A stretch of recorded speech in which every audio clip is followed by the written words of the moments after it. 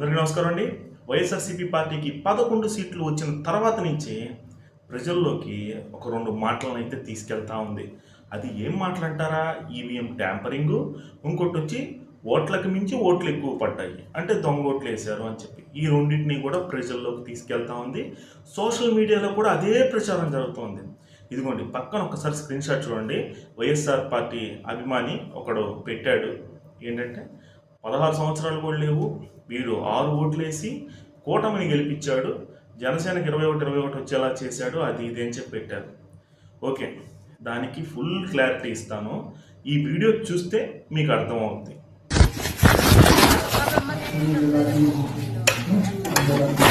ये है नंबर दूसरा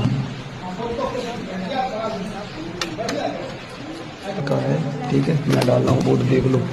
तीसरा नंबर है ये।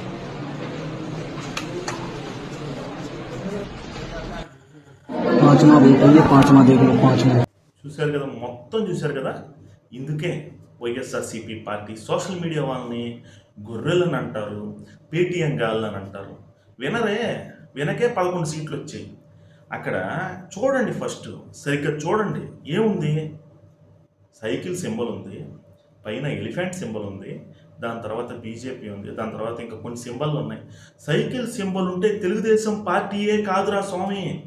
ఉత్తరప్రదేశ్లో సమాజ్వాదీ పార్టీ, అఖిలేష్ యాదవ్ పార్టీ, దాని తర్వాత దానిపైన చూశారు కదా ఎలిఫెంట్, ఏనుగు, బహుజన్ సమాజ్వాదీ పార్టీ, ఇలా కింద బీజేపీ.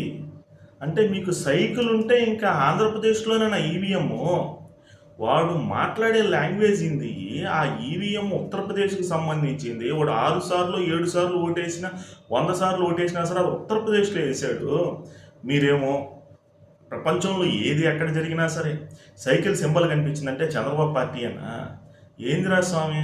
గొర్రెల్లాగా కాదురా, మనుషుల్లాగా బతకండి. మీరు ఇలాంటివన్నీ షేర్ చేస్తారు, కొద్దిగా అవగాహన రాహిత్యం ఉన్న ప్రజలు నమ్మేస్తారు, టక్కని చెప్పి నమ్మేస్తారు. ఎందుకంటారా? సైకిల్ సింబల్ ఉంది కదా, చంద్రబాబు పార్టీది సైకిల్ సింబలే కదా, ఆంధ్రప్రదేశ్లో మీ సైకిల్ సింబల్కే కదా ఓటేసింది అని చెప్పి. పాపం ఉత్తరప్రదేశ్ గురించి వాళ్ళకి తెలియదు కదా. ఎన్ని డ్రామాలు ఆడతారు ఈ వైఎస్ఆర్సీపీ పార్టీ వాళ్ళకి. ఈ డ్రామాలు ఆడడమే పనిగా పెట్టుకుని ఉన్నారు. ఇకనైనా సరే మారండిరా. మీరు అబద్ధం చెప్తే వెంటనే తెలిసిపోతుంది.